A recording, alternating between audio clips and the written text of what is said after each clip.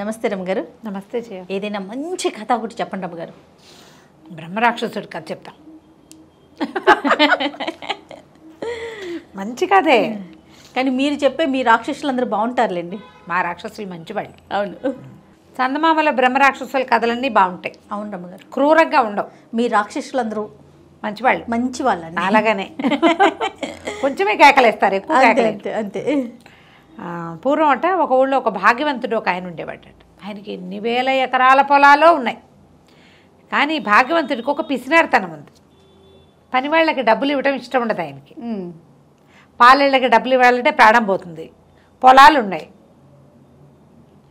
మరి పొలం వ్యవసాయం చేయాలంటే కూలీలను పెట్టద్దు, మరి దున్నాలి, దమ్ము చేయాలి, నాట్లు వేయాలి, ఆ తర్వాత ఏదో మందో గిందో చల్లాలి, మరి తర్వాత ఇవి తీయాలి, ఏమంటారు కలుపు తీయాలి, ఆ తర్వాత ఎన్ని పనులు, నీళ్లు పెట్టాలి, నీళ్ళు ఆపాలి, తర్వాత కొయ్యాలి, తర్వాత కట్టేతలు, తర్వాత నూర్పిళ్ళు, చిరగటాలు గిరగటాలు, ఎన్ని పనులు. మొత్తం ఈ ప్రోగ్రాం అంతా మనుషులతోటే నడుస్తుంది. వ్యవసాయం ఒక చేతిలో మన ఇంట్లో మనం ఓం ఓం అని మనీ ప్లాంట్కి నీళ్ళు పోసుకోవడం కాదు కదా, బోళ్ళంత పని ఉంటుంది. ఈ పనులన్నిటికీ డబ్బులు ఇవ్వడానికి ప్రాణం ఒప్పేది కాదు ఆయనకి. ఏదో ఒకళ్ళో ఇద్దరో పని వాళ్ళు ఉండేవాళ్ళు, వాళ్ళే ఎలాగోలాగా చేసేవాళ్ళు, ఇంత అయ్యేది కాదు. అయితే ఎకరాలకు ఎకరాలు బీడు పట్టిపోయి ఉండేది ఆయనకి, పనివాళ్ళు లేక. వాళ్ళ ఆవిడ చాలా తెలివిగలది, కానీ ఈయన్ని లొంగదీయలేక ఆవిడ ఊరుకునేది. అయితే ఏమైంది, ఆయన చాలా దుఃఖంగా ఉండేది. ఆయనకి పొలాలన్నీ బీడు పట్టిపోతున్నాయి, ఏవి పంటలు లేకుండా పోతున్నాయి, డబ్బులున్నాయి, ఇంకా ఆయన దగ్గర క్యాష్ కూడా బోల్డంత ఉంది, పొలాలు కూడా ఉంటే బాగుంటుంది అంతే. అయితే ఏమైంది, ఓసారి చాలా చింతాక్రాంతుడుగా కూర్చుని ఉన్నాడు ఆ పొలం దగ్గర. ఓ సన్యాసి ఆ దారైపోతూ, ఏమిటైనా అలా బాధపడుతున్నావు ఏమిటి అని అడిగాను. ఈ ఉచితంగా వస్తాయిగా బావిలో నుంచి మంచినీళ్ళు తీసి ఆ సన్యాసికి కాసిన మంచినీళ్ళు తాగటం పోయించి చెట్టుకి ఏదో కాయ అంటే ఒక కాయ కోసి చేతిలో పెట్టి కూర్చోబెట్టాడు. నాకు చాలా సమస్యగా ఉందండి, పని వాళ్ళని పెట్టుకోలేకపోతున్నాను నేను, మరి సులువుగా పని అయిపోయే ఉపాయం ఏమో కనిపించట్లేదు, దాంతో చాలా కష్టపడుతున్నానంటే ఆ సన్యాసి ఈ మంచినీళ్ళు ఇచ్చాడు, మామిడికాయ కోసి ఇచ్చాడని ఓ మంత్రం చెప్పాట. ఈ మంత్రం చదువు, ఒకడు వస్తాడు, వాడితో నీకు కావలసిన పని చేయించుకో, ఏ పని చెప్పినా చేస్తాడు అని చెప్పి ఆ మంత్రము ఉపదేశం చేశాడు. ఈయన బాగానే ఉంది, తెల్లవారి ఇంట్లో కూర్చుని మంత్రం పునశ్చరణ చేశాడు. ఇన్ని వేలు చేయాలని ఉంది లెక్క. ఆ అన్ని వేలు అయ్యాక ఢామ్ అని పెద్ద శబ్దం అయ్యి పెద్ద బ్రహ్మాండంగా ఉన్నటువంటి భీకరాకారుడు ఒకడొచ్చి ప్రత్యక్షమయ్యాడు. ఏం కావాలో చెప్పు, పని చేయాలి నాకన్నా, నువ్వేం పని చెప్తే ఆ పని చేస్తా. అయితే మనకు అదంతా మన పొలమే, ఆ పొలం అంతా దున్నాలన్నాడు. సరే అన్నాడు. ఈయన ఏమనుకున్నాడు, కాస్తిమితంగా కూర్చుని మజ్జిగ తాగుదాం అనుకున్నాడు. ఆయన పీటేసి కూర్చుని ఏమే మజ్జిగతే అనే లోపల బ్రహ్మరాక్షసుడు వచ్చేసాడు. వాళ్ళ ఆవిడ ఇంకా మజ్జిగ చిలుకుతుంది, చిన్న గ్లాసులో పోస్తుంది. వచ్చేసి దున్నేసా అన్నాడు. ఏమిటి అప్పుడే దున్నేసా బాట? దున్నేసాను, కావాలంటే చూసుకో. మేడెక్కారు, పైనుంచి చూస్తే పొలం అంతా దున్నేసి జాలుగా కనపడుతుంది. 1000 ఎకరాలు 1000 ఎకరాలు దున్నేశాడు. అక్కడి నుంచి అన్నాడు, సరే నేను మజ్జిగ పుచ్చుకుని మిగిలిన పనులు చేసుకునే లోపల దమ్ము చేయాలిగా, ఒట్టిగా దున్నితే ఎలాగా, నీళ్లు పెట్టి అంత దున్ని లూజ్గా చేయాలి, ముందు దున్నాలి జాళ్ళు, తర్వాత అది దమ్ము, అలాగే అన్నాడు. బ్రహ్మరాక్షసుడు వెళ్ళిపోయాడు. ఈయన మజ్జిగ దాగి స్నానం చేసి వస్తానని గామంచా భుజాన వేసుకుని వెళ్ళాడు.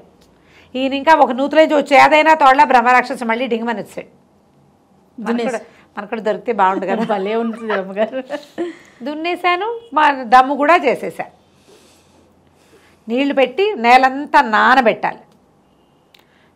ఈయనకేం చేయాలో అర్థం కాలేదు. ఇది మంచి అదను, పొలం పదురు మీద కూడా ఉంది, నాట్లు వేయాలి అన్నాడు. ఈయన నాట్లేగా, అలాగే అన్నాడు. ఈయన స్నానం చేసి వచ్చేసరికి నాట్లయిపోయాయి. అర్థం కాలేదు, ఏం చేయాలి, నో క్లూ అనమాట. సరే నాట్లు కూడా వేసేసాడు. పని చెప్పు. నాట్లు వేసాక ఇప్పుడు బ్రహ్మరాక్షసుడు అంటే క్షణంలో చేస్తాడు, కానీ ఆ నాటుకున్న పొలము ఎదగాలి, ఎంత పని ఉంది మరి. అది 2 నెలలు ఎంతో పడుతుంది. 1 నెల పట్టాక కలుపు వస్తుంది, ఇంకో నెల పోయాక కంకలేస్తాయి, అప్పుడు ఎరువు కొట్టాలి, ఇంకో నెల పోయాక అప్పుడు కదా ఎదకొచ్చేది, పైకి వచ్చేది, పొలం పైరు మీదకి వచ్చేది, ఆ తర్వాత నెల కోసేది. ఈ లోపల పని చెప్పు అని చంపేస్తున్నాడు వీడు. అర్థం కాలేదు దీనికి ఏం చేయాలో. పని చెప్పకపోతే వాడు ఈయన విరుచుకు తినేలాగా ఉన్నాడు. గబగబా లోపలికి వచ్చాడు, భార్యను పిలిచాడు. ఏమే మరేమో సన్యాసి ఒక మంత్రం ఇచ్చాడు. ఆ మంత్రంతో ఈ మనుషులు బెడద లేకుండా ఓ బ్రహ్మరాక్షసుడు వచ్చాడు. వాడినేమో పని చేయమన్నాను. వాడు దాంతో దున్నేశాడు.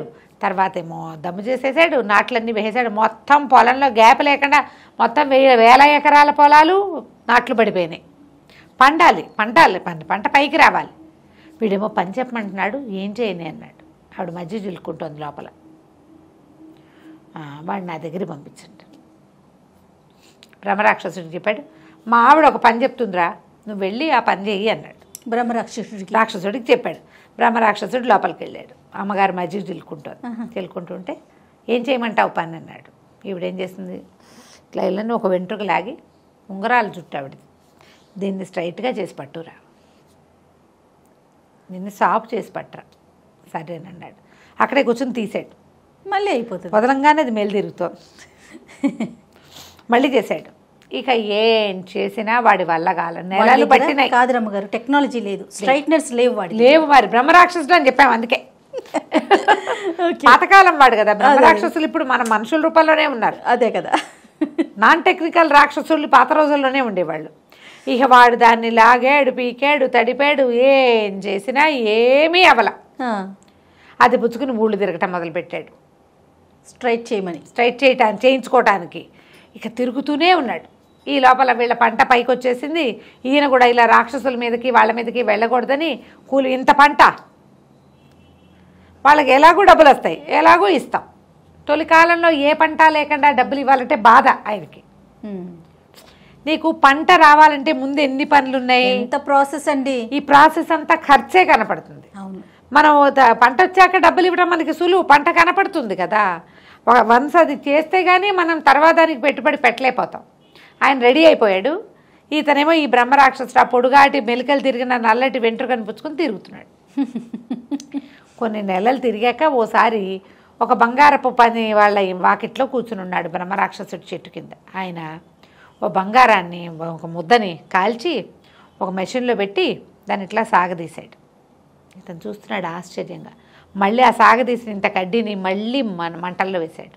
మళ్ళీ సాగదీస్తే అది సన్నగా ఆయన తీగ చేసుకుంటున్నాడు. కాల్చి సాగదీస్తారు. చల్లారిపోయాక మళ్ళీ కాల్చి మళ్ళీ సాగదీస్తారు. తర్వాత దాన్ని ఒక సన్నటి దాంట్లో పెట్టి నైస్గా లాగి ఏమనుకున్నాడు బ్రహ్మరాక్షసుడు, హే ఇది చాలా బాగుందని ఆ వెంట్రుకని తీసుకెళ్ళి మంటలో పడేసాడు. సాగదీశారు. అది భగ్గుమని మండంగానే బ్రహ్మరాక్షసుడు కూడా మాయమైపోయాడు. వాడి పని పాడైతే వాడు మాయమైపోతాడు అనమాట. ఇప్పటిదాకా పని పాడయ్యేవి జరగలేదు. చూడండి ఎంత సింపుల్గా జరిగిపోయింది. ఇక ఆ బ్రహ్మరాక్షసుడు వీళ్ళ ఇంటికి రాలేదు. మనం ఇలాంటిది పింగళవారి పేకి కథ విన్నాం. అవునండి. ఈ వెంట్రుకలు సాగదీయటము కొన్ని సహజంగా జరిగే ఉంటాయి, అవి ఎవ్వరి వల్ల కాదు. కుక్కతో ఒక వంకర. కానీ మానవ ప్రయత్నాలు, మనం ఎవరిదో విపరీత సహాయం కావాలని అనుకోకూడదు. నాకు ఎగ్జామ్లో 100 మార్కులు రావాలని కోరుకుంటారు పిల్లలు.